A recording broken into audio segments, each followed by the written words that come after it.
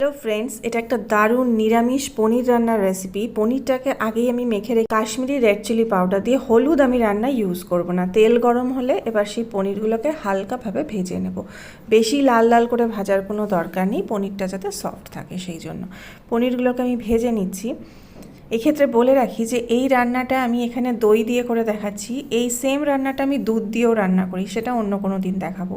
তো এই সেম তেলেই আমি দিয়ে দিলাম কিছুটা ঘি, দিয়ে দিচ্ছি এলাচ, দারচিনি, তেজপাতা ফোড়ন আর আদা কুচি দিয়ে দেবো। এই সময় দিয়ে দেবো সামান্য নুন এর সাথে। আর ওদিকে একটা কাপের মধ্যে আমি দইটাকে ফেটিয়ে নেব। কাশ্মীরি রেড চিলি পাউডার, জিরের গুঁড়ো, কিছুটা চিনি আর সামান্য গরম মশলার গুঁড়ো দিয়ে, আর ওদিকে আমি কাজু, সাদা তিল আর কাঁচা লঙ্কা বাটার পেস্ট করে নিলাম।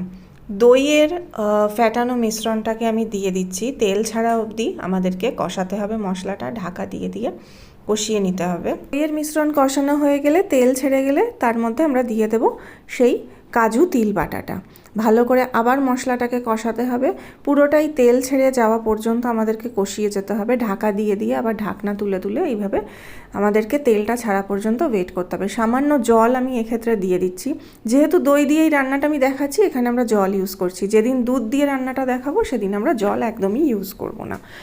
তো আমরা এটা ঝোলটাকে ফুটতে দেবো। ঝোলটা দেখো একদম ভালো মতো ফুটে এসছে। এই সময় আমরা দিয়ে দেবো সমস্ত ভেজে রাখা পনিরগুলোকে। ঝোলের মধ্যে ভালো করে একটু ফুটিয়ে নেব, হাই আছে 1 মিনিট মতো ফুটিয়ে নেব। তার মধ্যে দিয়ে দেবো কিছুটা কাসুরি মেথি। কাসুরি মেথির ফ্লেভারটা পনিরের মধ্যে একটা অন্যরকম টেস্ট আনবে। আবার কিছুটা ঢাকা চাপা দিয়ে, দেখছো তোমরা গ্রেভিটা বেশ ঘন ঘন টাইপের হয়ে, সামান্য ঘি দিয়ে আমরা পনিরটা